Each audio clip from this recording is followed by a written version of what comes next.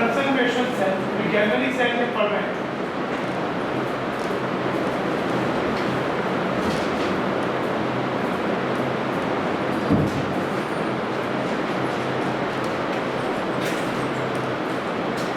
Concentration cells. If in a galvanic cell there is an overall chemical reaction, the cell is referred to as chemical cell. मान लो cathode और anode की अगर reaction देखें तो उसमें overall कोई chemical एक केमिकल चेंज हो रहा है। कैथोड पे कुछ अलग केमिकल इन्वॉल्व है, एनोड पे अलग केमिकल इन्वॉल्व है। फॉर एग्जाम्पल डैनियल सेल है, जैसे ये वाला जो रिएक्शन था क्यूप्रिक जो है वो क्या हो रहा है, में जो क्यूप्रिक आयन था डैनियल सेल में it is reducing to copper and जो जिंक है वो ऑक्सीडाइज हो रहा है।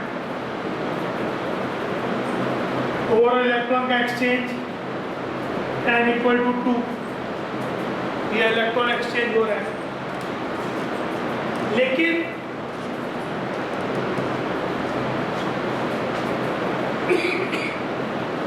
तो ये केमिकल चेंज है, केमिकल सेल हो गया galvanic cell which can be termed as chemical cell. अलग अलग रिएक्शंस हैं कैथोड एनोड में। लेकिन कुछ सेल्स ऐसे भी होते हैं जिसमें जो ईएमएफ डिफरेंस है उसका कारण ये होता है कि वहाँ पे रिएक्शंस अलग नहीं है, लेकिन क्योंकि जो स्पीसीज इन्वॉल्व हैं उनके कॉन्सेंट्रेशंस अलग हैं, इस कारण से वो अलग है। जैसे इस वाले को देखो, इस सेल को हाइड्रोजन 1 एटमॉस्फेयर पे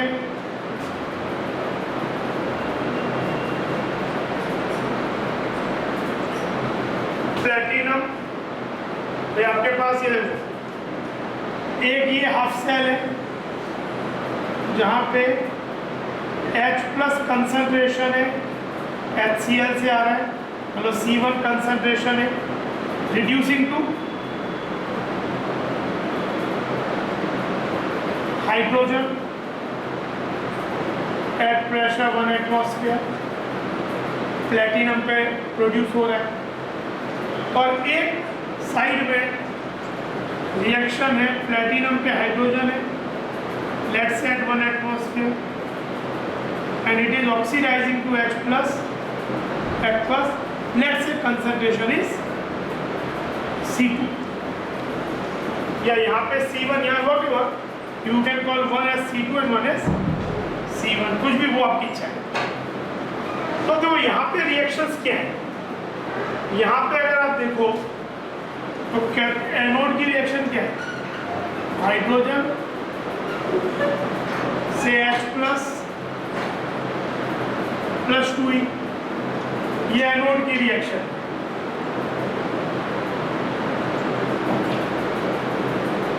कैथोड की रिएक्शन क्या है,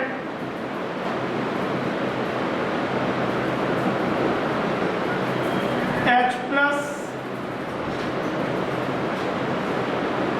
से हाइड्रोजन ये +2E। अगर नेट रिएक्शन देखो तो क्या हो रहा है, यहाँ हाइड्रोजन ऑक्सीडाइज हो रहा है, यहाँ हाइड्रोजन आयन रिड्यूस हो रहा है। एक्चुअली देखा तो केमिकली तो कोई नेट रिएक्शन, कोई नया चीज़ बन नहीं रहा, वही चीज़ें इन्वॉल्व है, सेम सब्सटेंसेस जो कि कैथोड में इन्वॉल्व है वही एग्जैक्टली एनोड में रिवर्स वे में इन्वॉल्व है। तो इसमें कोई नई केमिकल रिएक्शन नहीं है। और फिर अगर आप इसका अकेला ई सेल सोचो, इस रिएक्शन को जब आप लिखोगे तो इसका मान लेते हैं, इसको हम सब्सक्रिप्ट देते हैं एनोड ए और ये सब्सक्रिप्ट कैथोड, मतलब ये जो स्पीसीज है कैथोड की है, ये एनोड की है। तो जब नेट रिएक्शन लिखोगे वैसे तो देख के लग रहा है कि भाई H2 काट देना चाहिए, लेकिन बताएंगे क्यों नहीं काट रहे हैं।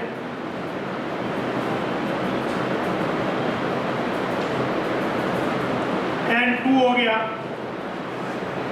और ये 2H प्लस एक्वस एनोड पे, और ये H2 गैसियस कैथोड पे।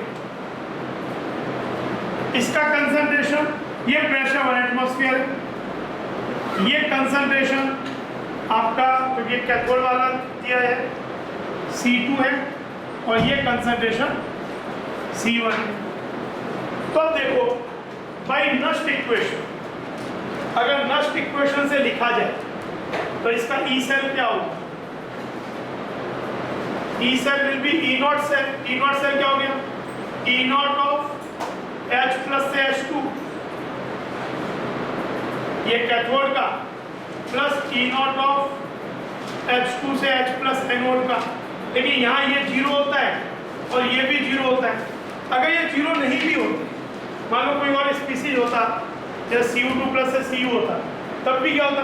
अगर ई नॉट Cu2 प्लस से Cu x है तो ई नॉट Cu से Cu प्लस माइनस x है, तो यहाँ पे इसके कारण कोई potential difference develop, E cell develop नहीं हो रहा होगा। -0.059 N2 हो गया लॉग। यहाँ पे प्रोडक्ट साइड में क्या है? H प्लस का स्क्वायर, बट ये जो एनोड पे प्रेशर ऑफ हाइड्रोजन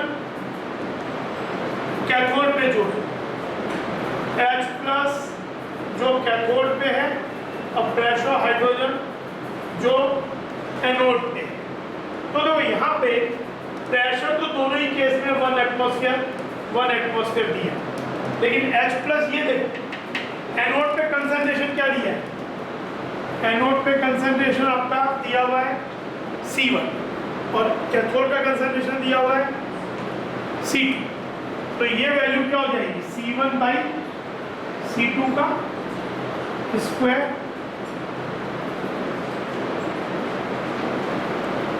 ये तो जीरो हो गया, लेकिन ये वाली वैल्यू 1 नहीं हुई, फिर C1 is not equal to.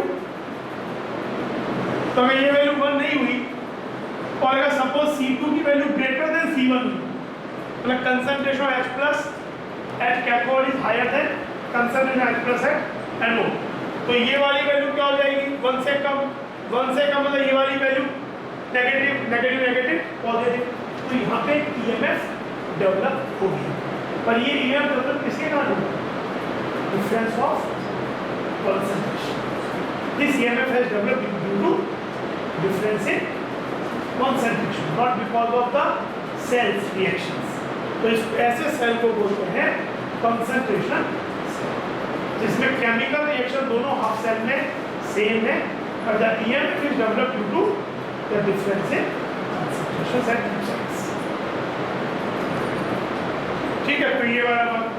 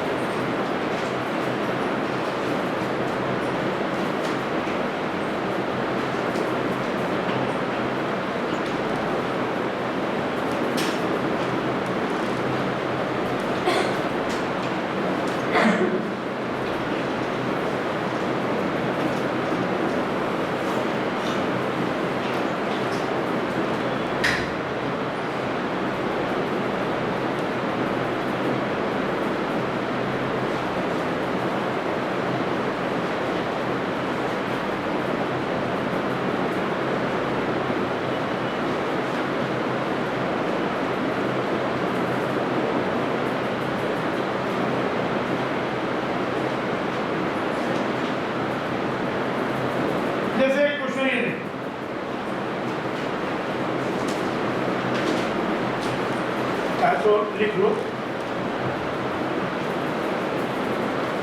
The reduction potential of hydrogen cell will be negative if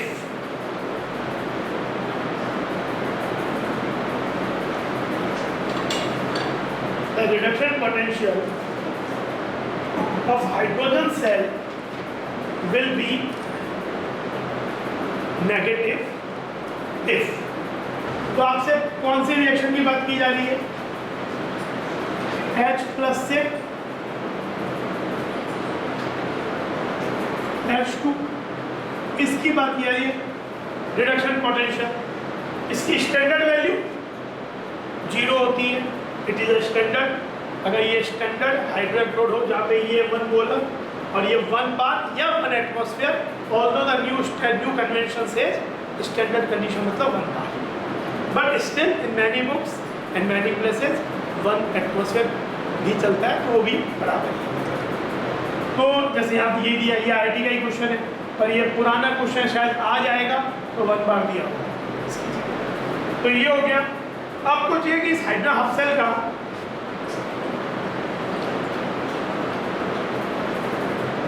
जो E है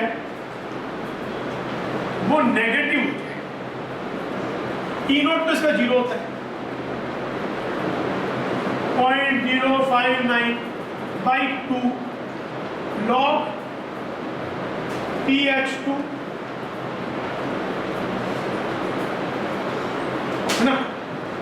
You want this E to be negative. You want this value to be negative. For this to be negative, ये तो negative है ही। You want this then positive, then this will remain negative। यानी ये वाली value आपको क्या चाहिए? Greater than 0। इसको ग्रेटर देन 0 के लिए आपको ये क्या चाहिए? लॉग के अंदर वैल्यू अगर 0 से 1 है, अगर लॉग का बेस 1 से बड़ा है जो कि 10 है, तो अगर अंदर वैल्यू 0 से 1 के बीच में है तो वैल्यू नेगेटिव होगी। बेस इंपॉर्टेंट है, अगर बेस 1 से छोटा होगी तो बातें उल्टी होगी, लेकिन बेस अगर 1 से बड़ा है तो 0 से 1 लॉग का आउटपुट नेगेटिव होगा, 1 पे 0 होगा और 1 से बड़े पे पॉजिटिव होगा। लॉग का कर्व आपने अगर पढ़ा भी हो मैथ्स में, तो लॉग जब लॉग AX, इसकी डोमेन X ग्रेटर देन 0 होती है, नेगेटिव में तो लॉग डिफाइंड ही नहीं होता है, और A यहाँ पे अगर ग्रेटर देन 1 है बेस, A की value A greater than 1, A को ग्रेटर देन 0 तो होना ही पड़ेगा, मतलब डिफाइंड ही नहीं हो। For defined this positive and this should be greater than 0 not equal to.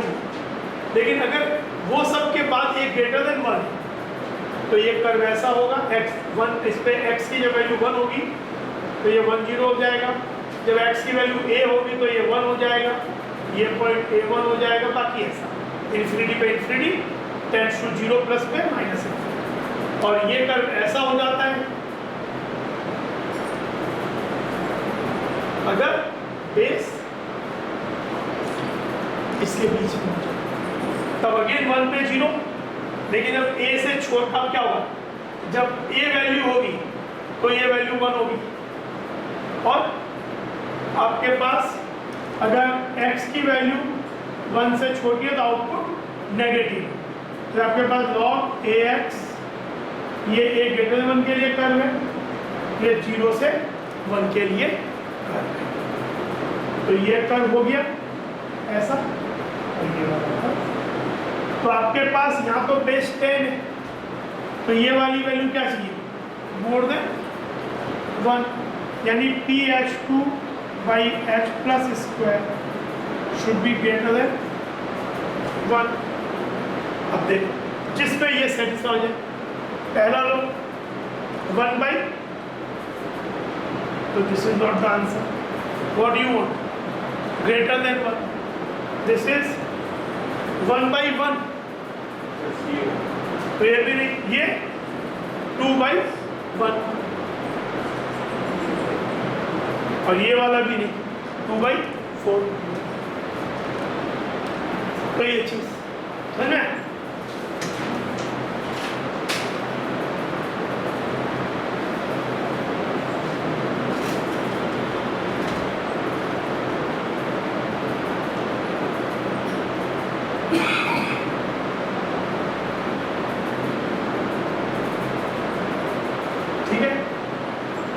अब एक क्वेश्चन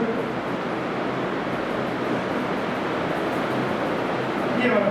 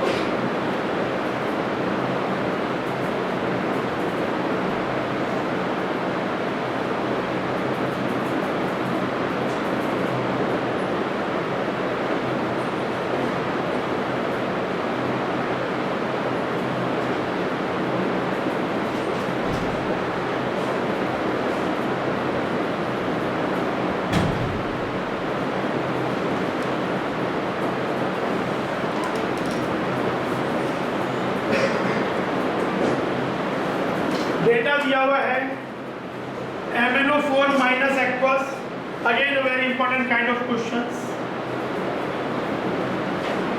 कंपटीशन में बहुत फ्रिक्वेंटली आते हैं। फिजिबिलिटी बताना रिएक्शन की नहीं बता दो, ये बोले standard electrode potential data useful for understanding the suitability of an oxidant in a redox titration. Some half reactions and their standard potentials are given below. ये कुछ डेटा दिए हुए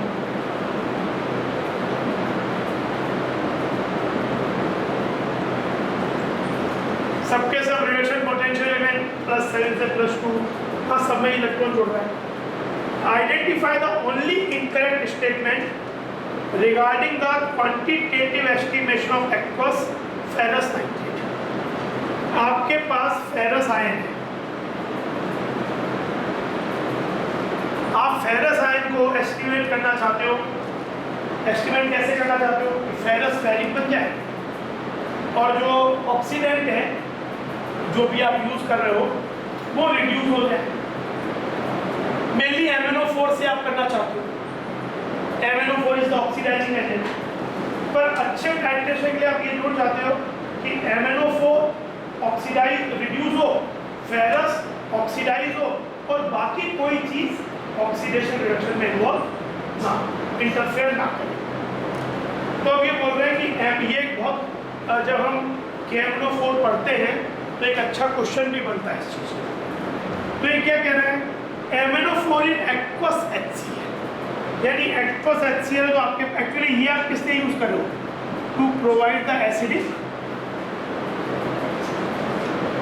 मीडियम, पर H+ के संग क्लोराइड भी आ रहा है।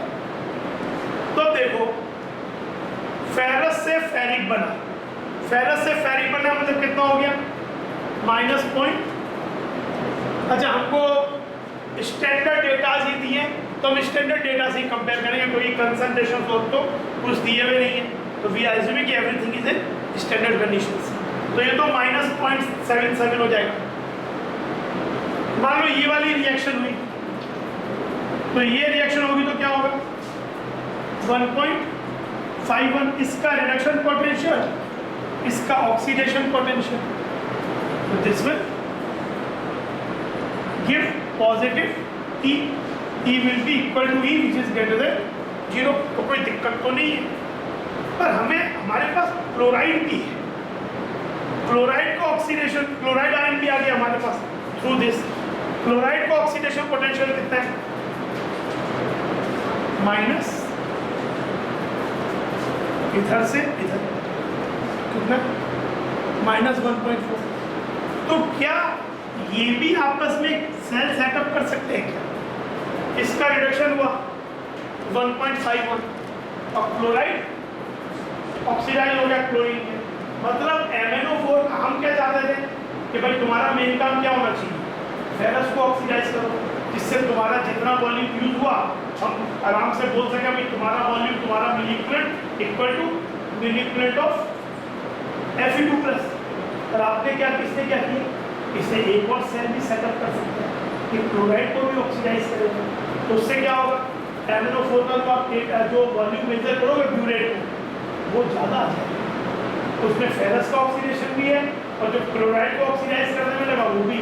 तो you already will get it is not a good method for estimating ferrous ion by using oxidant MnO4 in HCl। ठीक है, तो ये हो गया। तो ये चीज, तो ये हमारी बात क्या होगी, गलत। देन क्या ये वाली बात सही है, चेक कर, इज इट करेक्ट? क्या ये कर सकते हैं? MnO4 तो HCl में यूज नहीं कर सकते, पर क्या डाइक्रोमेट को HCl के साथ यूज कर सकते हैं? क्या ये हमें, dichromate is a good oxidant, इसमें कोई डाउट नहीं।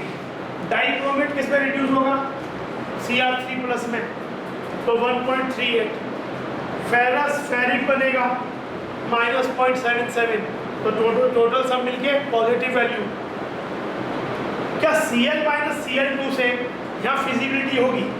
Cl - से Cl2 कितना है, -1.4 और ये वाली वैल्यू है 1.38। तो क्या ये दोनों मिलके सेल बना पाएंगे? इसका रिडक्शन और इसका ऑक्सीडेशन अगर होगा तो वैल्यू कितनी आ रही है, इसका -1.4 ऑक्सीडेशन और इसका, तो ये दोनों क्या आ गई, नेगेटिव आ गई। तो dichromate will not be able to oxidise chloride, यानी आप डाइक्रोमेट को HCl की प्रेजेंस में यूज कर सकते, दिक्कत नहीं। That is not a bad method for estimating, क्योंकि यहाँ पे HCl का ही काम करेगा, वो खुद ऑक्सीडाइज नहीं। फिर MnO4 can be used in aqueous H2SO4। Sulphate और का तो ऑक्सीडेशन वाली बात ही नहीं है, सल्फेट तो ऑलरेडी अपने हाईएस्ट ऑक्सीडेशन स्टेट में है, तो सल्फेट तो इतना इजीली ऑक्सीडाइज होते भी नहीं है, करते हैं तो कंसंट्रेटेड सल्फ्यूरिक एसिड दूसरों को ऑक्सीडाइज करता है, खुद तो ऑक्सीडाइज होता नहीं है। तो यानी यहाँ पे कोई दिक्कत नहीं होगी। इसीलिए MnO4 को अगर ऑक्सीडेंट की तरह यूज़ करना है तो ये प्रेफर किया जाता है ज़्यादातर केसेस में कि डाइल्यूट H2SO4 से एसिडिक मीडियम प्रोवाइड किया जाए, बाकी HCl। और ये वाला जब HCl में ही चल सका तो यहाँ तो चली जाए, तो ये भी दिक्कत नहीं है, ये भी दिक्कत नहीं है, only answer is incorrect, one is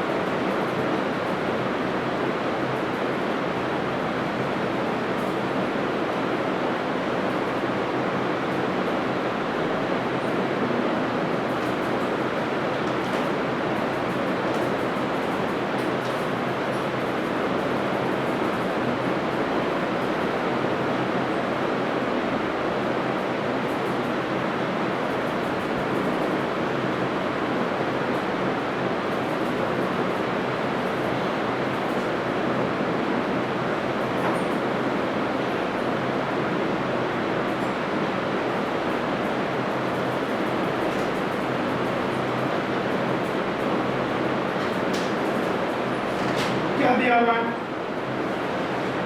आपको निकालना है। तो what you actually need to find E naught Cu2 plus से Cu प्लस, यानी आपकी जो नेट रिएक्शन है, मेन रिएक्शन, वो है Cu2 plus plus E, Cu plus, इसका E नॉट आपको चाहिए। गिवन क्या है? Cu2 प्लस से Cu,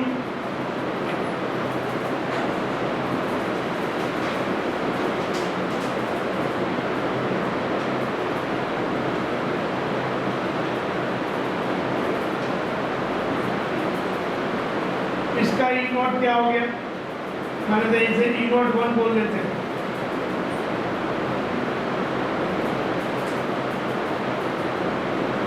पॉइंट 340,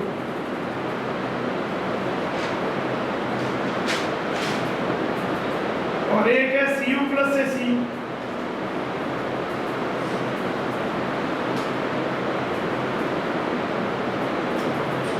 ये कितना है?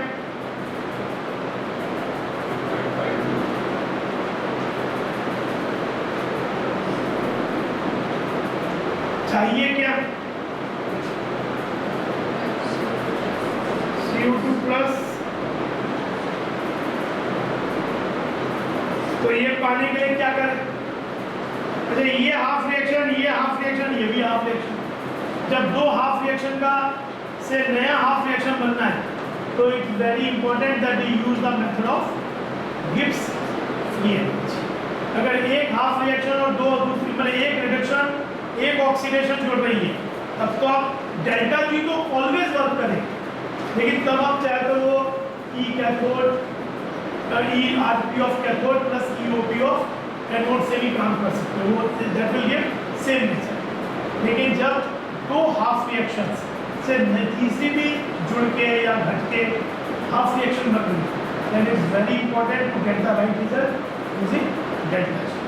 तो आप यहाँ पे ये कैसे मिलेगा? जो फाइनल रिएक्शन है, required reaction, you will get 1 minus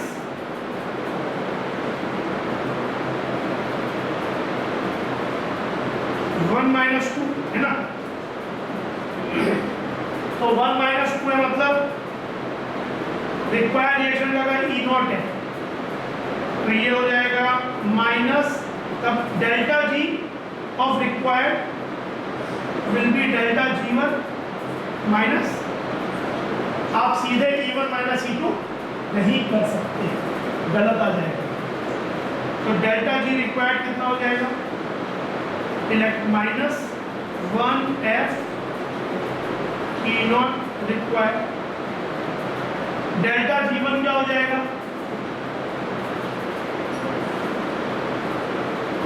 minus 2F P1 not, और ये माइनस 1F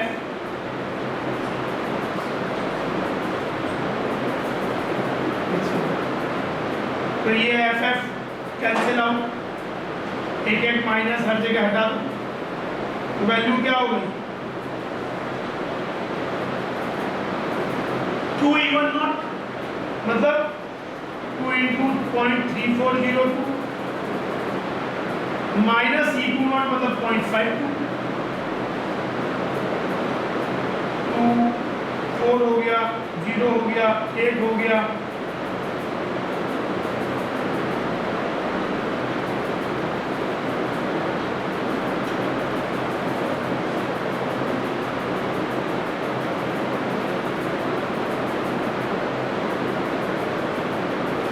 तो वैल्यू कितनी आ गई? 0.15।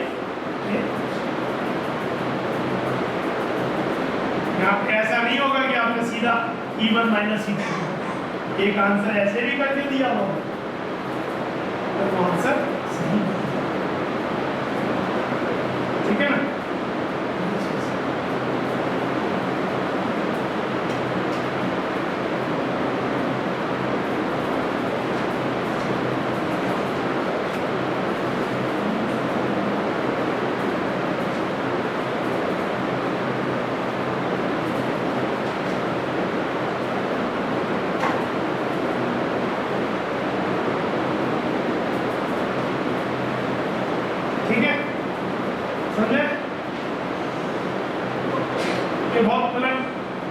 This kind of problems are very frequently asked.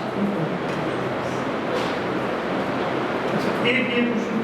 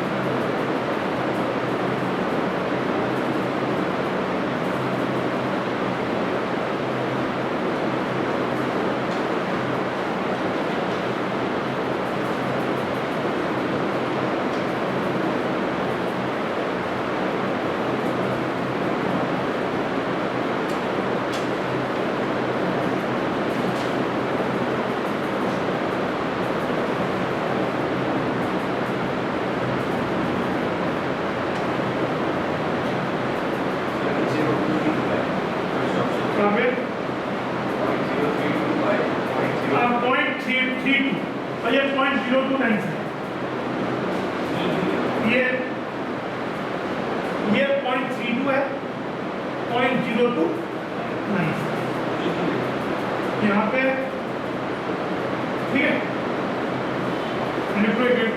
पहले देखो क्वेश्चन देखो, the EMF of the cell, अगर मेटेरियल है तो मेटेरियल में भी है, ईएमएफ द सेल Zn से Zn2 प्लस 0.01 बोला, Fe2 प्लस से Fe is this EMF of the cell दिया हुआ है, then the value of equilibrium constant for the cell reaction is, choices है, मैं यहाँ पे इसे फिर से लिख देता हूँ, e to the power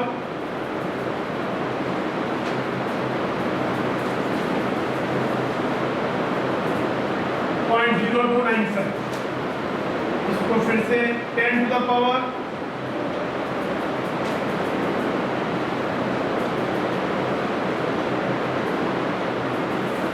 .26,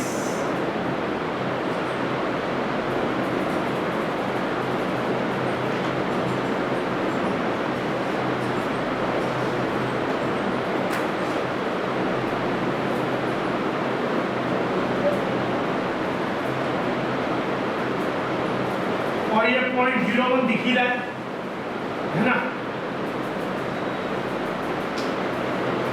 और ये 0.001 और ये 0.2905, ये सब डेटा विजिबल है।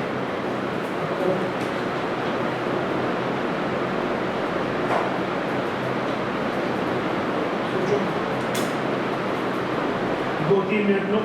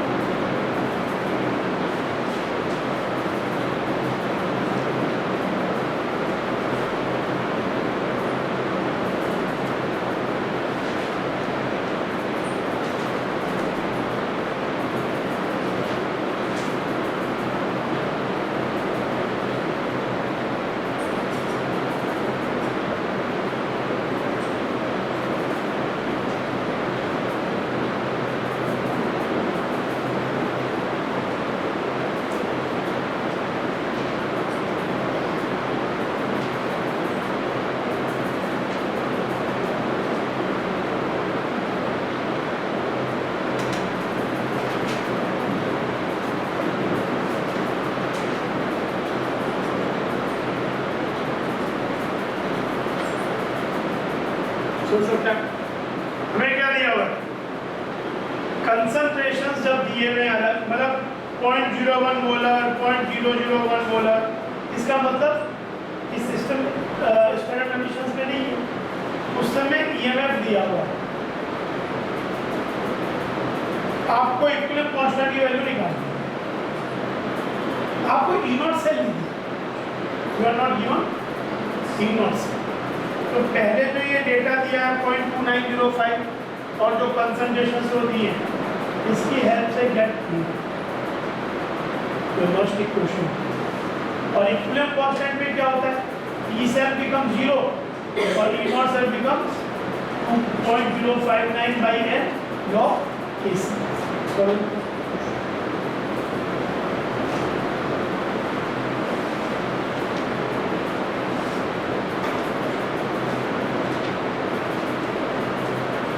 सोचो यार,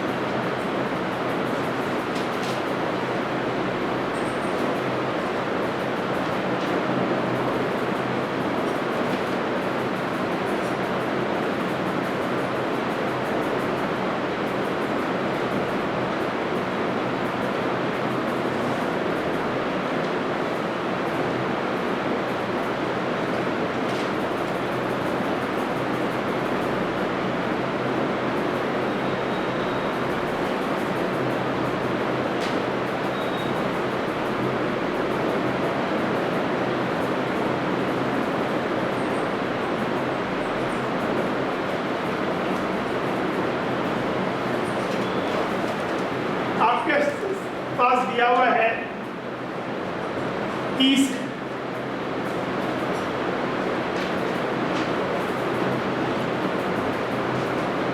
0.2905 which is equal to E naught cell minus 0.059। आपको 1 तक भी दिया तो यही ले लो, लगता है कि दे आर टेकिंग दिस, मैं तो 1 तक ले लो भाई। इस रिएक्शन में क्या होगा, Zn से Zn2 प्लस और Fe2 प्लस से तो नेट रिएक्शन क्या हो जाएगी, सीधे ऐड करो तो दोनों बैलेंस ही है,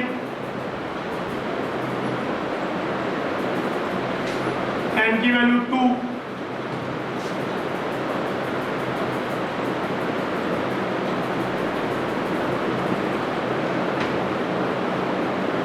तो इसका n तो 2 हो गया, log this by this concentration is 0.01 molar और ये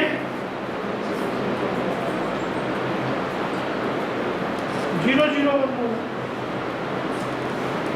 तो ये log 10 हो गया, इसे नथिंग बट 10 log 10 1, तो आपका वैल्यू कितना हो गया 0.2905 प्लस 0.0219 क्या हो जाएगा 9.0295 है ना, किया जाएगा।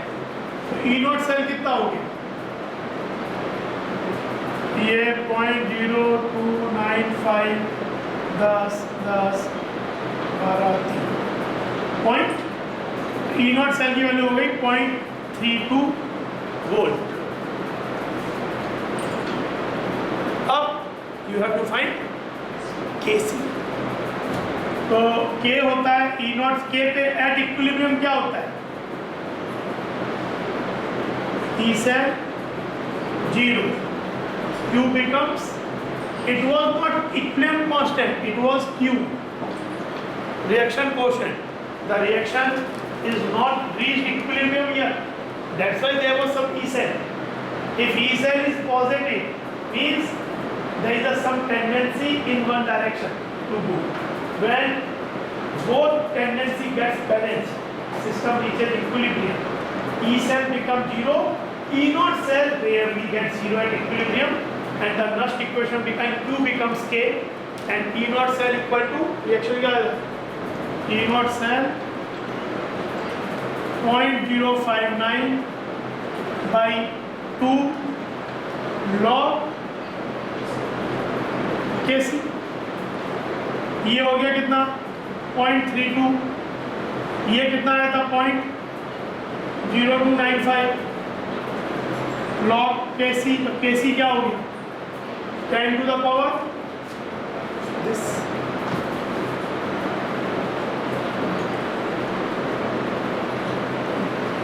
Answer is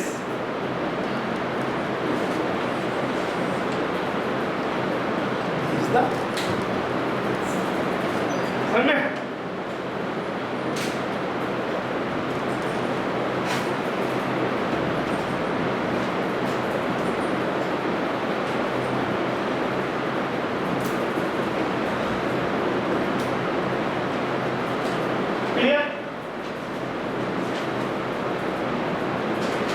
आगे बढ़ते हैं.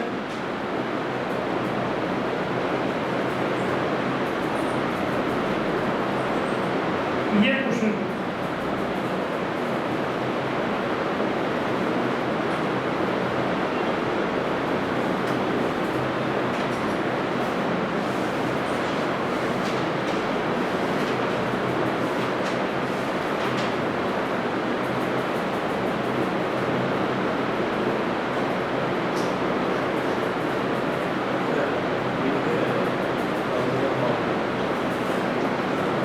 CR3 प्लस से CR minus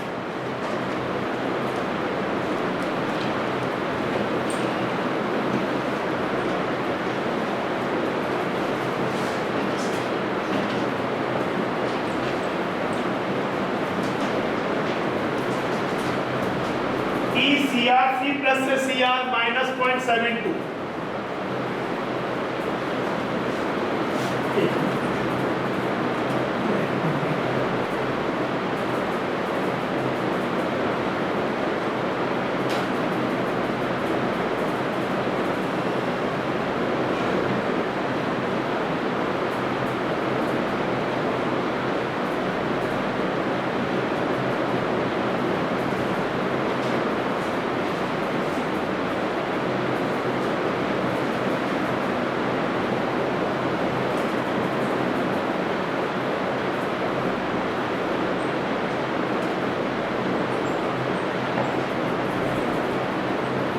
The potential for the cell CR से CR3 plus 0.1 molar Fe2 plus 0.01 molar से Fe is ये एक और देखो यहाँ Fe2 plus Fe CR3 plus Cr. ठीक है दिख रहा है. और ये डेटा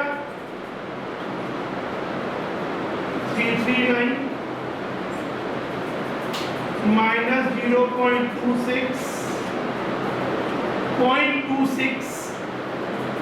आंसर भी तो फाइनली होगा. और ये 0.33 ठीक है. Temperature 298 kelvin.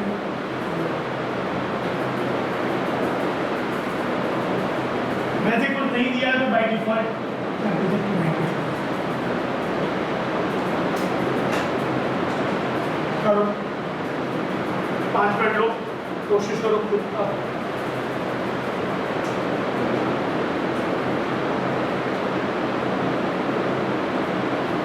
अगर नर्स्ट इक्वेशन यूज करने जा रहे हो पूरी कंप्लीट, तो पहले बैलेंस रिएक्शन पूरी लिखना जरूरी है.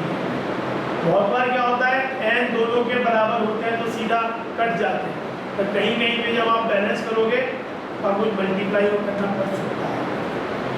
Be careful about.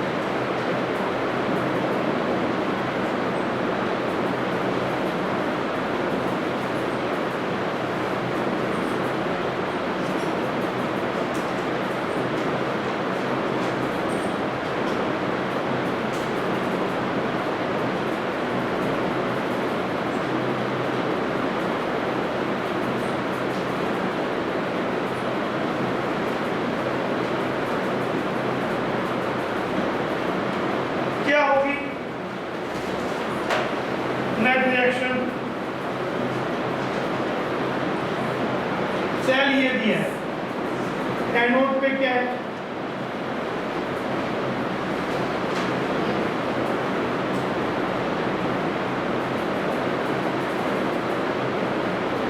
एनोड की रिएक्शन हो गई Cr से,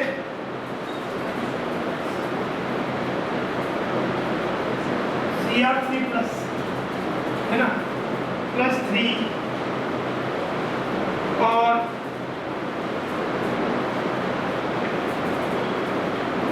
कैथोड की इसकी वैल्यू कितनी होगी, ऑक्सीडेशन पोटेंशियल हो गई 0.7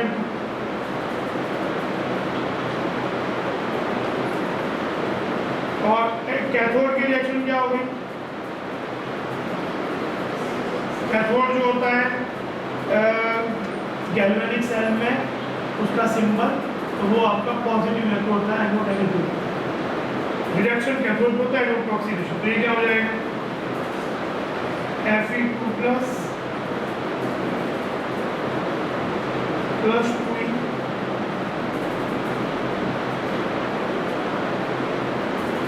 Fe2। तो ये वाली वैल्यू दी हुई है E0RP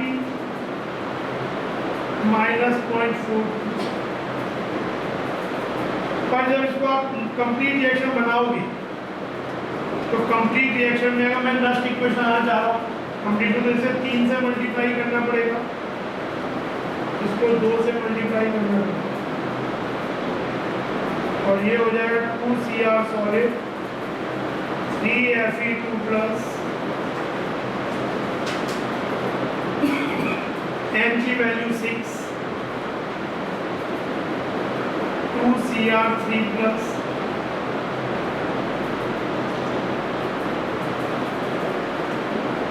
अब E cell equal to E naught cell minus 0.059 by 6 log QC क्या हो जाएगा?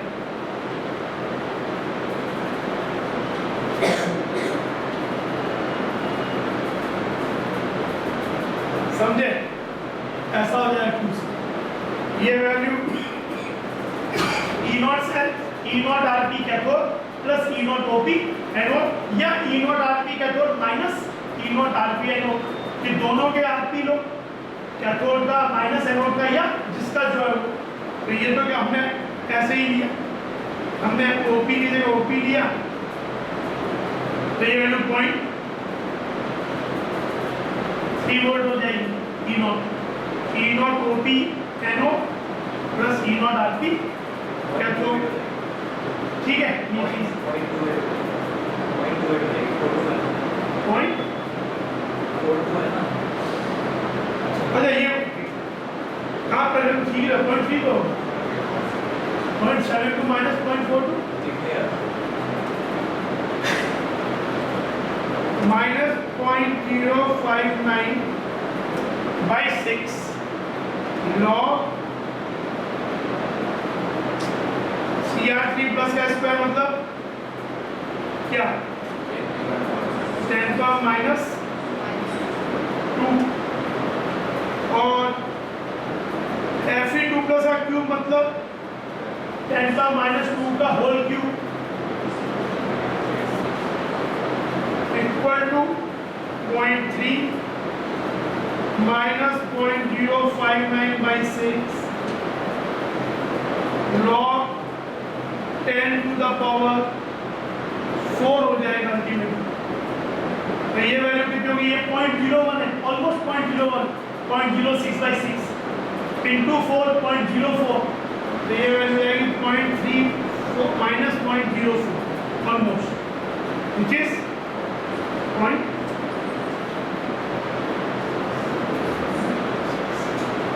ठीक है, समझा?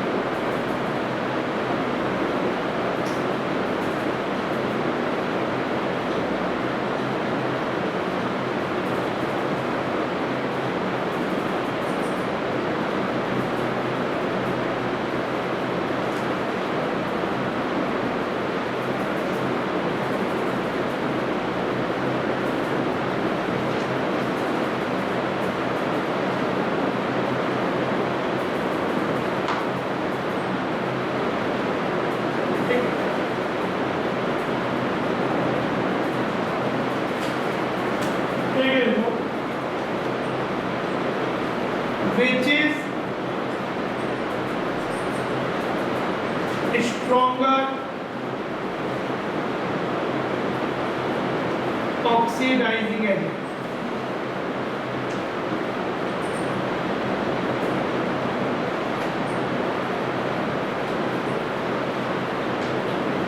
K2Cr2O7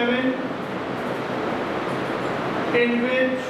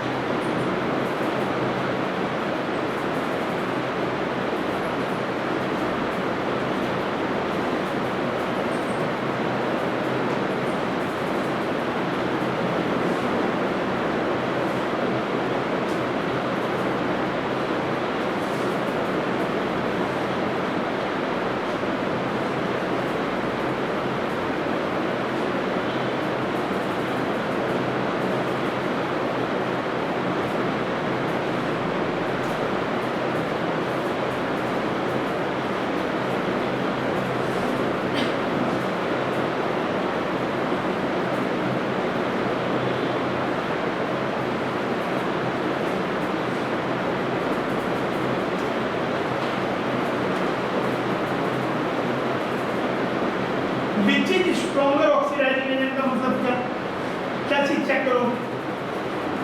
if you want to check the oxidising agent nature, you will check reduction potential, because the species having higher reduction potential will be better या stronger oxidation।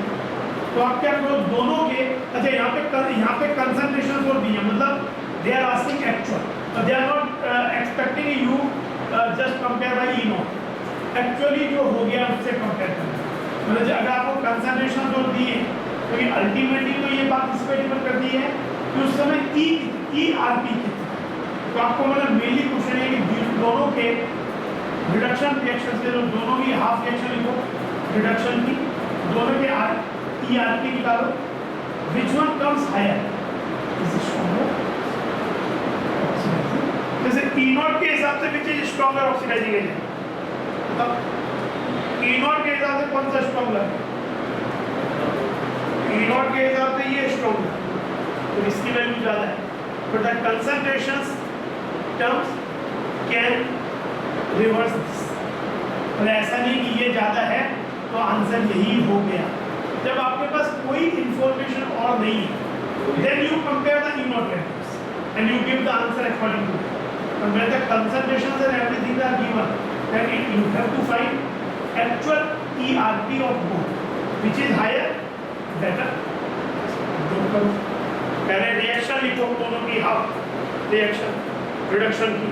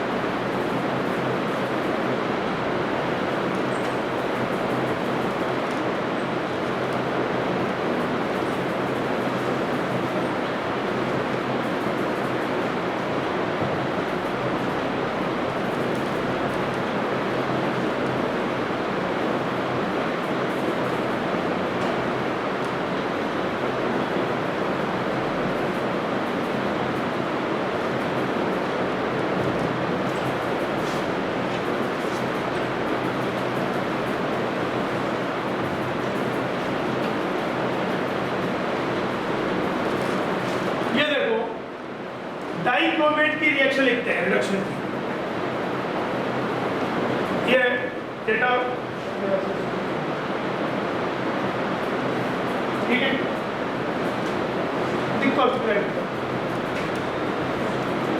मैं dichromate को इस जगह चेक करता हूँ, तो इसकी रिएक्शन क्या होगी? Cr2O7 2- एसिडिक मीडियम है H+, क्या बनता है?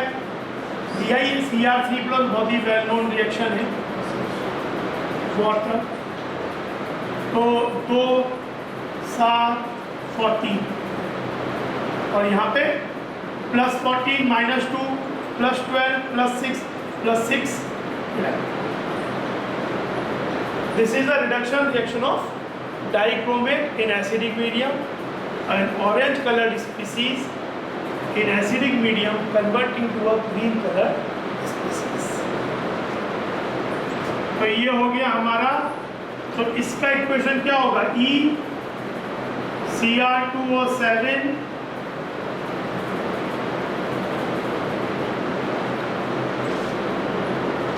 T0 1 point minus 0.059. What will be the value of N? 6. Half reaction. Log यहाँ पे क्या लिखेंगे? यहाँ लिखेंगे कैसे आएगा? Cr3 plus I square. Water will not be considered. Dichromate का कंसंट्रेशन और H प्लस के कंसंट्रेशन का पावर 14.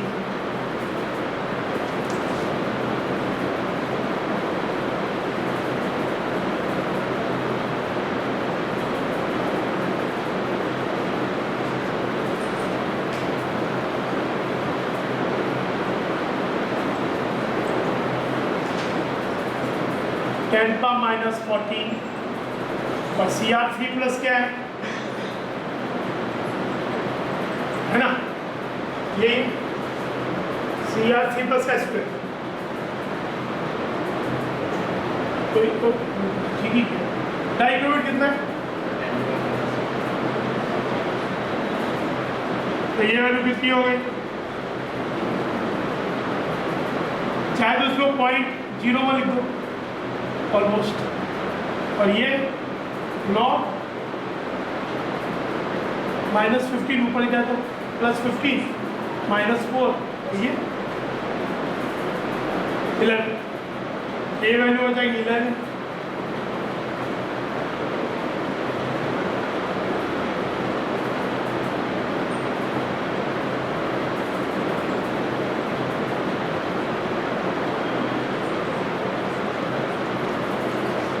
ये 1.22 वोल्ट हो गया. अब दूसरे की बात करें.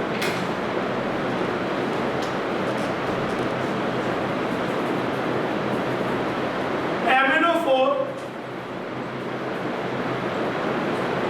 aqueous, a purple color solution, H plus MnO4 act as a self indicator, converted to a. इसमें इस रिएक्शन में कौन सा इंडिकेटर यूज करते हैं? Diphenyl amine. ये सेल्फ एक्स्ट्रा इंडिकेटर यूज करते हैं. जैसे ही एंड पॉइंट पहुंचता है, the extra drop of the dichromate reacts with the diphenyl amine and develop intense blue plus water 8H plus 5 electron. अब मैं अगली ये बात कह रहा हूँ कि एग्जाम में ये वाली रिएक्शन ऐसा नहीं होना चाहिए कि एग्जाम में इस पर रिसर्च चल रही है.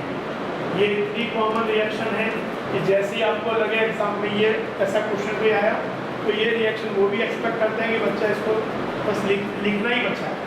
एक अच्छे स्टूडेंट के लिए उसमें कुछ भी ऐसा नहीं रह गया उस दिन कि वो उस दिन वहाँ बैठ के एग्जाम में रिसर्च कर रहा है कि क्या हो. बहुत ही स्टैंडर्ड रिएक्शंस है. तो मतलब कहने का मतलब ये है कि अब तक भी याद नहीं है तो उसे याद करो. मतलब एग्ज़ाम में ये नहीं एक्सपेक्टेड है कि इस पर टाइम आप लगाओ. हो सकता है कि आंसर आप निकाल लो वहाँ पे, लेकिन ये वाली रिएक्शन लिखने में या वो रिएक्शन लिखने में जो अच्छे स्टूडेंट हैं, जो अच्छी तरह से प्रिपरेशन कर रहे हैं, they will not hardly take 10 second, क्योंकि वो बस लिखेंगे कि एक बार लिखना है, बाकी उनको कुछ दिन उस पर सोचना है, समझना नहीं. तो आपकी स्थिति भी ऐसी डेवलप करो तो वो जो टाइम क्वेश्चन देंगे तो वो टाइम फैक्टर उसी को लेके चलेंगे. तो ये क्या हो गया कि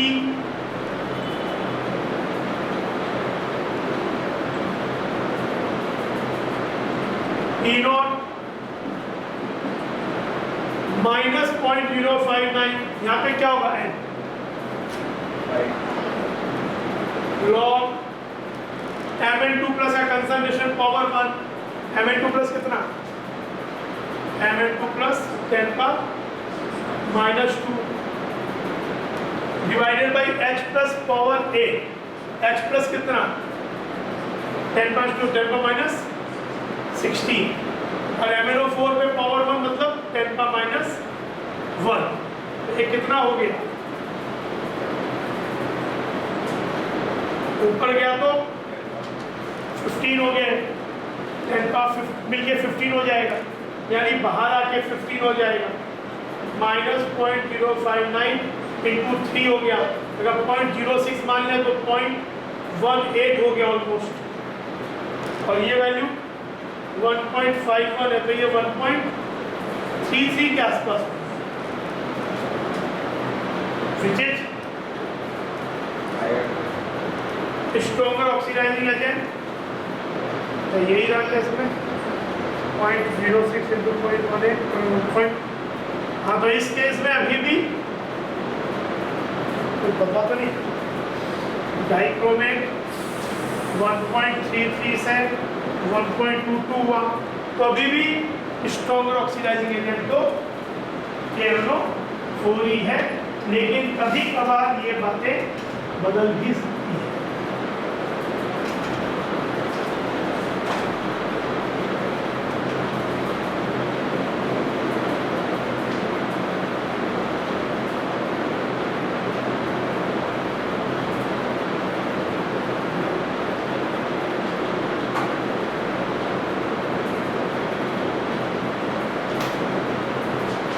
बात समझ में आई भाई?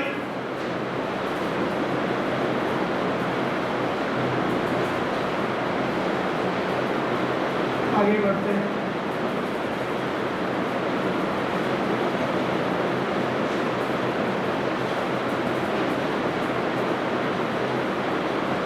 What is the standard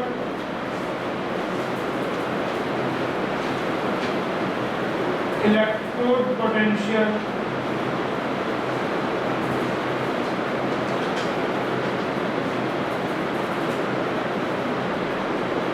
for the electrode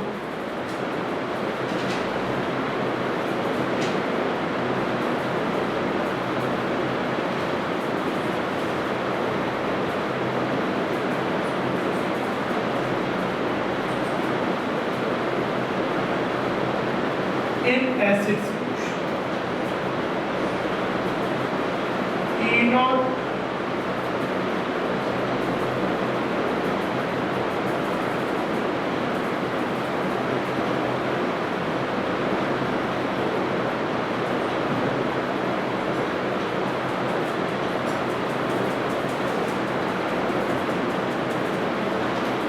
आपको ये दो हाफ रिएक्शंस के दिए हुए हैं, तो आपसे उम्मीद की जा रही है इसका निकाल।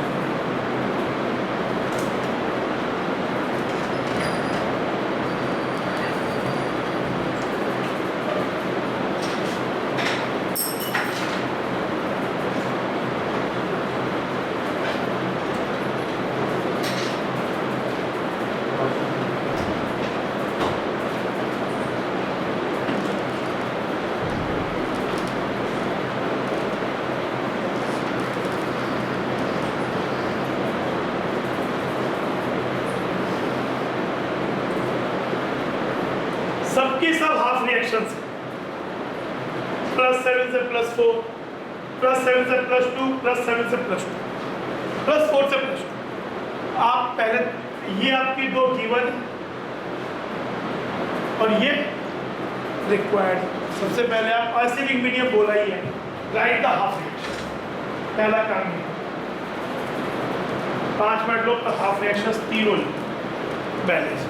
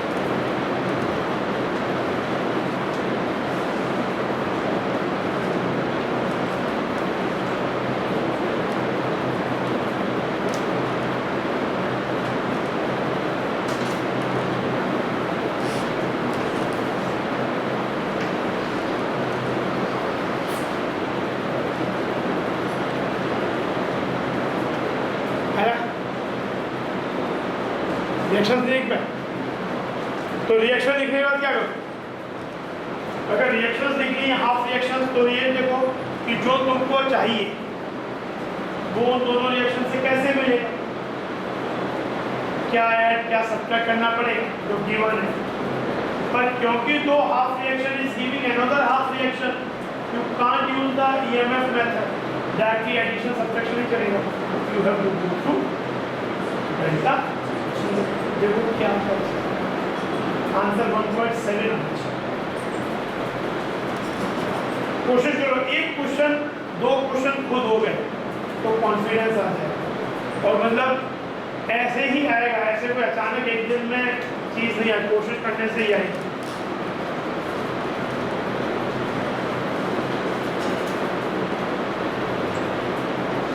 ये आपको एक गिवन है, पहला लिखा MnO4 minus H plus, product तो बना के ही दिया हुआ है, उसमें तो आपको हेल्प भी नहीं करनी है, पानी निकलेगा। बाकी कोई बोल सकता है भाई OH ही क्यों नहीं निकलेगा, OH इसलिए नहीं निकलेगा कि मीडियम एसिडिक है, OH निकलेगा भी तो H प्लस से फिर रिएक्ट करके पानी बना देगा। ये एक्वस है, नहीं भी लिखो चलेगा, पर आदत रहेगी तो अच्छा रहेगा। ये क्या हो गया, 4 पानी 8 H प्लस 5 इलेक्ट्रॉन होता है। इसका वैल्यू तो आपको दिया हुआ है, इस अब एक बार E01 बोल दो, 1.51 वोल्ट। दूसरा MnO2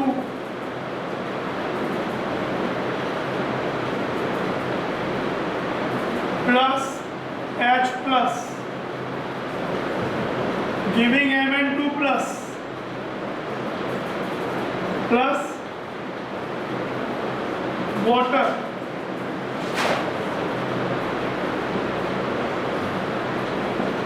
यहाँ +2 चार्ज तो यहाँ क्या होना चाहिए, +2 इलेक्ट्रॉन। बैलेंस है कि हाँ Mn 2 वाटर, ये हो गया। एक्चुअली MnO2 सॉलिड होता है, अब इस पद की जरूरत नहीं पड़ेगी, पर जब नेट एक्सप्रेशन का भी आया तो MnO2 का कंसंट्रेशन एक्सप्रेशन में नहीं आया। ये required reaction,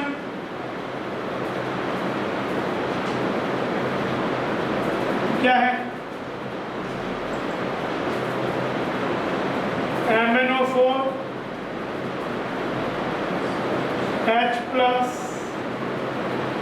MnO2 plus water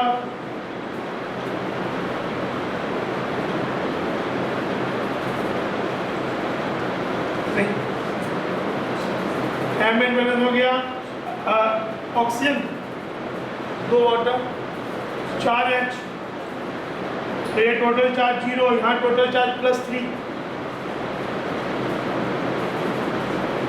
ये आपकी रिक्वायर्ड रिएक्शन है। तो रिक्वायर्ड रिएक्शन अगर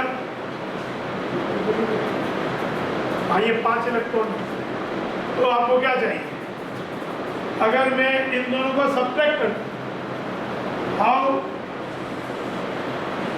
do you get this reaction, required reaction ये है, तो उसके लिए क्या, ये हो गया T02 which is given as 1.23 volt.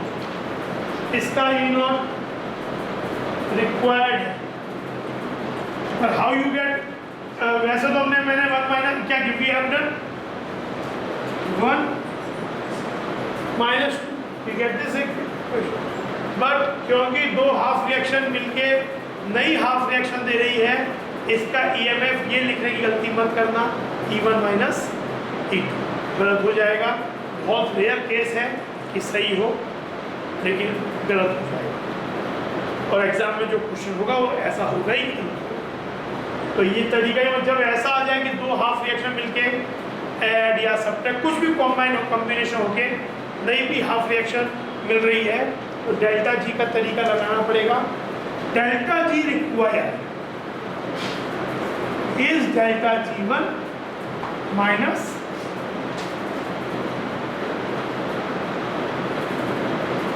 तो ये हो गया कितना -3f E0 required. Delta G1 not क्या हो जाएगा माइनस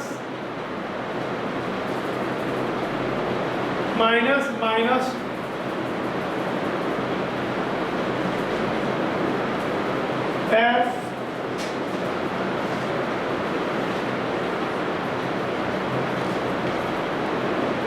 माइनस भी एक काट दो E0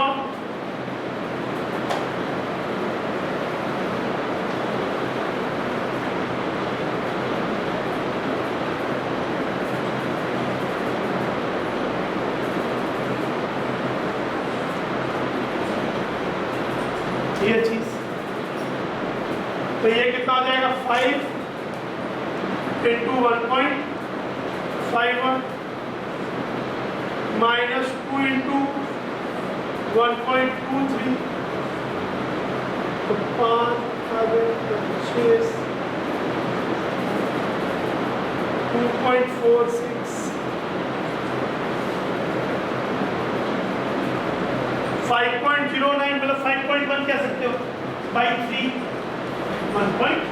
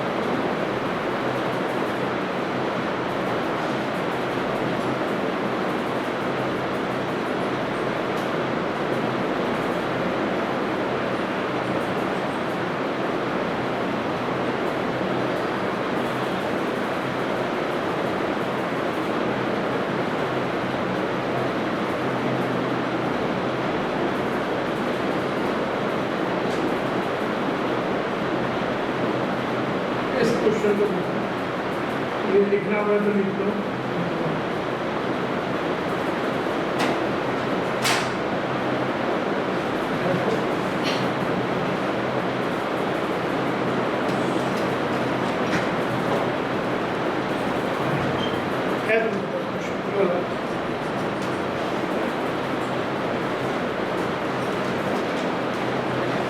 ये क्वेश्चन सॉल्व ब्रिज का हमने क्वालिटेटिव फंक्शन तो देखा था, ये इसको जैसे क्वांटिटेटिवली समझा। क्वेश्चन पहले देखो,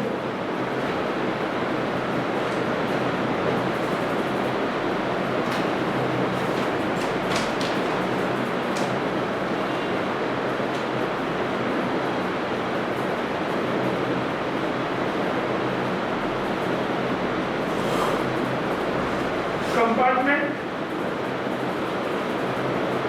ये फर्स्ट कंपार्टमेंट है, ये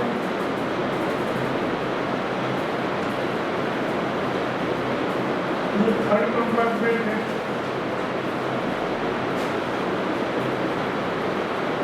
ये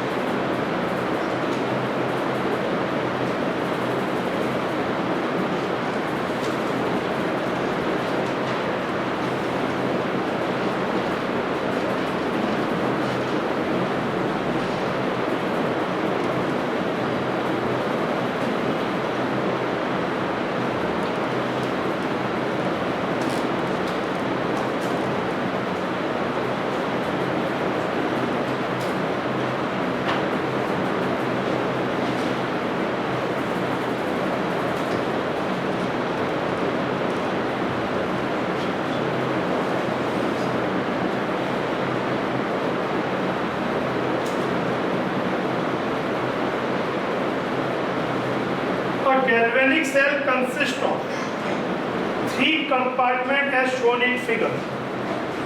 The first compartment contains zinc sulfate. Zinc sulfate है 1 molar concentration पे. Third compartment contains copper sulfate 1 molar पे. And mid compartment actually भाई होता क्या होता है, इसको सॉल्ट ब्रिज इस तरीके का होता है कि आपने यहाँ सॉल्यूशन लिया, यहाँ लिया और बीच में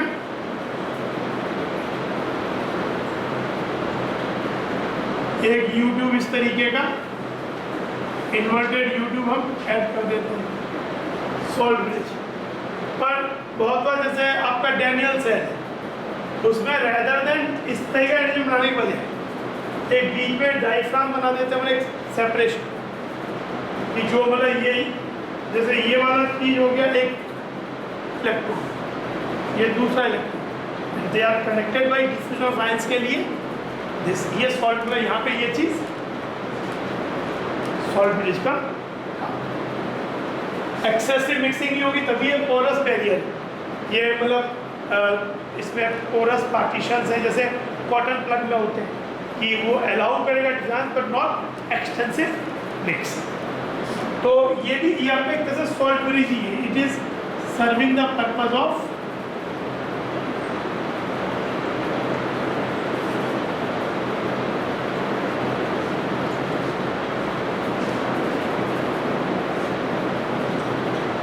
ये बोल रहा है, ये पहले तो क्वेश्चन का अरेंजमेंट तो ये 1 बोला, ये 1 बोला, ये भी 1 बोला।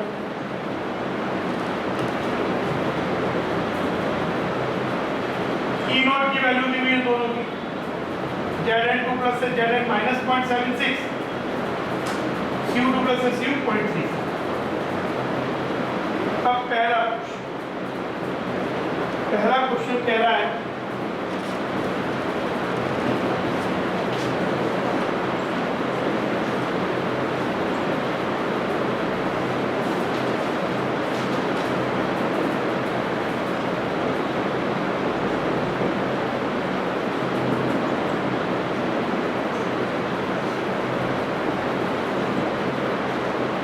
concentration of Zn2 plus in first compartment after passage of 0.1 F charge will be। जैसे इलेक्ट्रोलिटिक सेल में जब हम 0.1 फराडे पास करते हैं तो 1 equivalent of the metal deposit होता है, 0.1 equivalent of the metal 1 Faraday से 1 इक्विवेलेंट, 0.1 से 0.1। ऐसे ही गैल्वेनिक सेल में क्या होता है, अगर 0.1 फराडे चार्ज मूव हो रहा है आपको मिल रहा है, मतलब अंदर जो मैटर है 0.1 इक्विवेलेंट ये बात कोई अभी भी वहाँ पे हम देते हैं, वहाँ पे हमको चार्ज मिलता है और उसके एवज में 0.1 इक्विवेलेंट मैटर यूज हो रहा है। तो the concentration of Zn2 plus in first compartment after passage of 0.1 Faraday charge।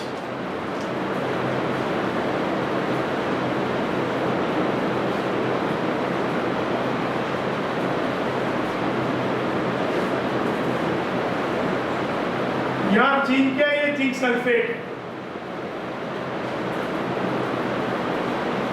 Reaction ये फर्स्ट कंपार्टमेंट है, ये सेकंड है, ये थर्ड है, नहीं ये सेकंड। तो यहाँ पे हो रहा है Zn से Zn2 प्लस 2E। तो जब 0.1 फराडे चार्ज पास करेगा, 0.1 फराडे मतलब 0.1 इक्विवेलेंट, तो इसका 0.1 इक्विवेलेंट मतलब जिंक का 0.05 mole, because n factor is 2, n factor यहाँ 2 है, तो इसका भी 0.05 मोल। यानी इस कंपार्टमेंट में जो Zn2 प्लस बनेगा वो होगा 0.05 मोल जब 0.1 फराडे इलेक्ट्रिसिटी का पैसेज होगा। This electricity we are not providing, this we are getting by the galvanic cell. पर ये इतने इलेक्ट्रिसिटी के लिए ये रिएक्शन ऐसे होनी पड़ेगी। तो 0.05 मोल बनेगा 1 मोलर। अच्छा पहले से कितना है, ये 1 लीटर कंटेनर 1 लीटर सॉल्यूशन दिया हुआ है और 1 मोलर यानी ये 1 मोल है, तो Zn2 प्लस पहले से 1 मोल है, एक्स्ट्रा मोल बन गया 0.05। वॉल्यूम ऑलमोस्ट उतना ही रहा, तो देख के लगता है कि नया कंसंट्रेशन 1.05/2 हो जाए, मतलब 1 मोल है तो पहले था तो 1 मोल इतना ना 1.05/1 आ जाए।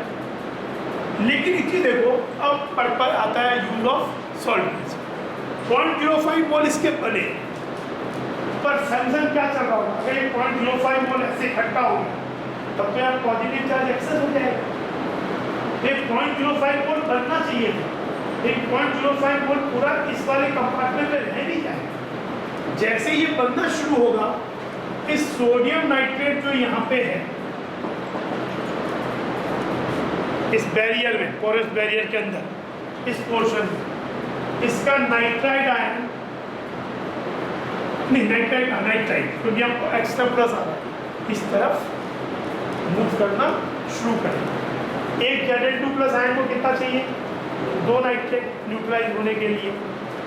तो अच्छा इसका मतलब नहीं केवल नाइट्रेट ही नहीं मूव करेगा, Zn2 प्लस भी इधर मूव करेगा। और दोनों इसी समय में हम इनकी आयन मतलब ये सब्सटेंसेस भी ऐसे सेलेक्ट करते हैं कि इनकी ionic velocity almost same. We don't want to create a disbalance कि एक तो ज़्यादा फास्ट मूव कर गया तो पहले पहुंच गया, तो इसलिए ये सब चीज़ों का ध्यान रखना चाहिए। जैसे एक क्वेश्चन ऑब्जेक्टिव आया वो भी आएगी कि सॉल्ट ब्रिज जो लिया है तो उसमें यहाँ जो आयन मूव कर रहा होगा उसकी आयोनिक वेलोसिटी सेम होनी चाहिए। अच्छा ये क्या होगा, 0.05 बना तो पॉइंट इसका आधा तो इधर मूव कर जाएगा, यानी कितना मोल 0.025 और आधा यहाँ रह जाएगा, तो यहाँ पे कितना रह जाएगा Zn2 प्लस 1 प्लस 0.025 और कंसंट्रेशन बाई 1 लीटर। तो ये तो हो गया आपका 1.025 मोल। क्वेश्चन यही है कि सब में क्या क्या रहेगा, हम एक से डिस्कस ही कर लेंगे। इस समय इसके अंदर सल्फेट का क्या हालचाल, सल्फेट पे यहाँ पे एक्सेस क्या बन रहा है, यहाँ एक्सेस पॉजिटिव बन रहा है, तो सल्फेट का कंसंट्रेशन नहीं बढ़ रहा, तो सल्फेट नहीं मूव करेगा, तो सल्फेट तो कितना रहेगा इस वाले में, सल्फेट विल रिमेन 1 मोल इस वाले में। पर यहाँ अंदर क्या मूव कर गया, नाइट्रेट, एक के लिए 2 नाइट्रेट मूव कर जाता है, तो नाइट्रेट के कितने मोल मूव कर जाएंगे भाई 0.025 तो इधर चला गया, तो नाइट्रेट 0.025 को बैलेंस करना है, तो नाइट्रेट यहाँ कितना आ जाएगा 0.05, तो नाइट्रेट का यहाँ मोल हो जाएगा 0.05 कंसंट्रेशन 0.05 मोल, नाइट्रेट यहाँ पे 0.05 मोल हो जाएगा। यहाँ पे नाइट्रेट कितना रह जाएगा, यहाँ पे इसका 1 मोलर था 1 लीटर था, तो नाइट्रेट के मोल्स कितने थे 1 मोल थे, 0.05 इधर मूव कर रहे हैं तो क्या होगा, यहाँ कितने रहते हैं 0.95, तो यहाँ पे नाइट्रेट का कंसंट्रेशन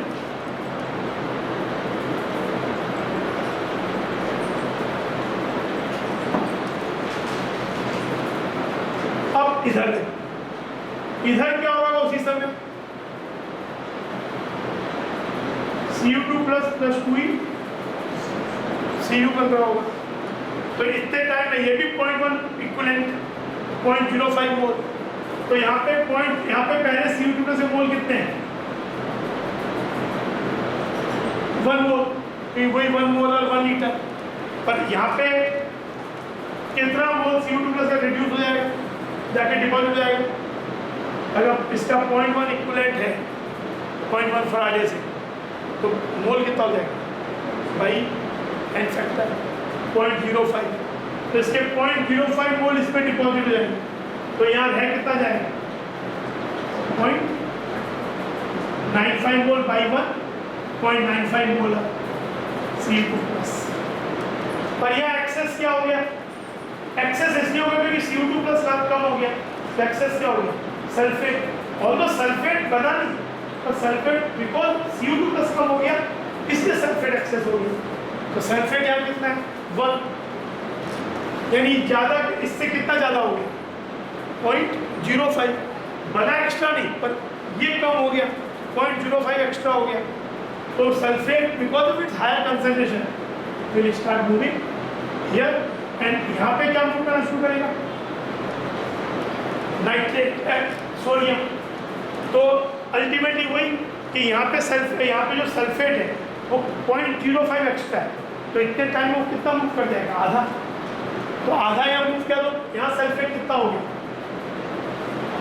यहाँ सल्फेट कितना होगा 0.025 जो एक्स्ट्रा हो गया था यहाँ कितना मूव करेगा 0.025, इसका कंसंट्रेशन 0.025 मोल। यहाँ सल्फेट कितना रह गया, यहाँ सल्फेट कितना रह गया 1 माइनस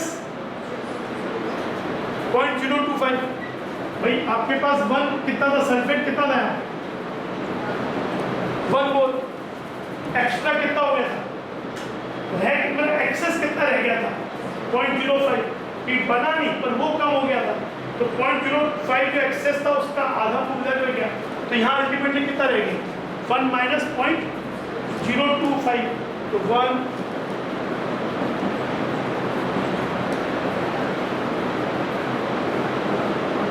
0.975, तो इसका कंसंट्रेशन यहाँ कितना हो गया 0.975 मोलर, तो ये 0.97 और ये 0.95 मोलर, यहाँ पे एक्स्ट्रा क्या आया Na+, तो ये सल्फेट एक्स्ट्रा हो गया, तो उसको सल्फेट कितना एक्स्ट्रा है यहाँ पे 0.025, क्योंकि 0.025 तो इधर चला गया, तो एक्सेस अभी भी कितना है 0.025, उसमें Na+ कितना आना पड़ेगा 0.05, तो यहाँ पे Na+ कितना हो गया 0.05/1 0.05 मोलर। अच्छा यहाँ पे भी जिंक, यहाँ पे जिंक भी आया होगा, जिंक कितना होगा यहाँ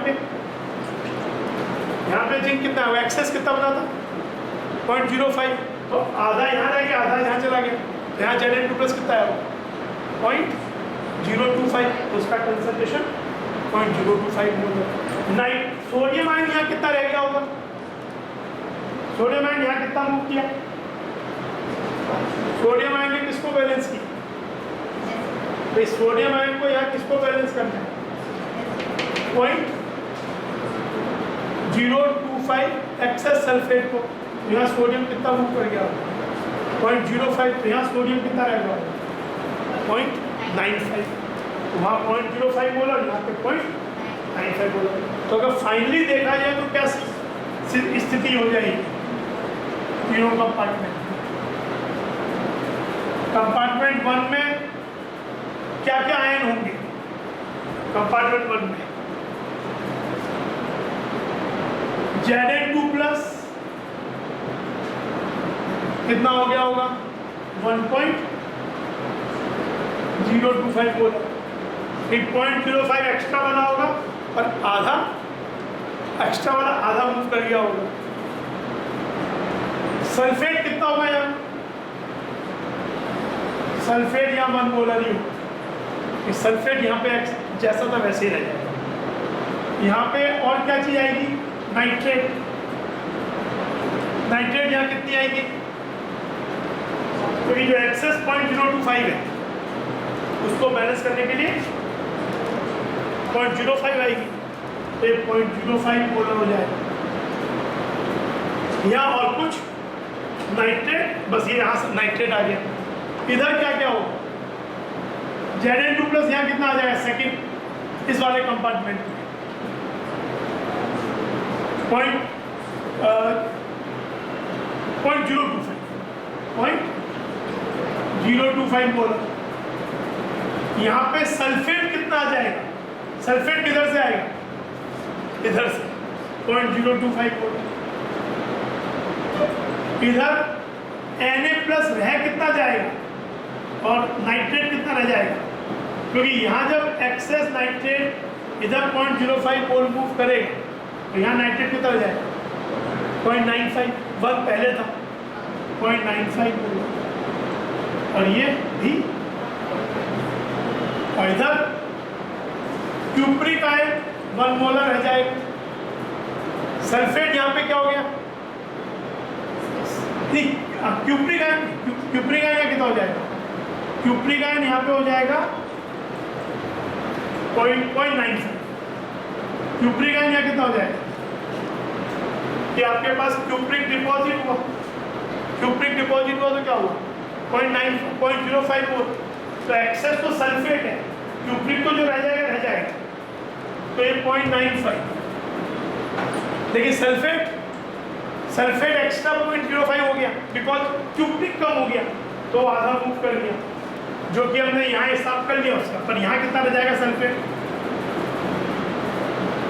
0.9। और यहाँ क्या आएगा? और सोडियम आयन आएगा।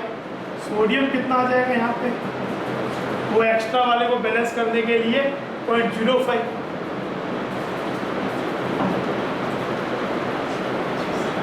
This is the final ions in all three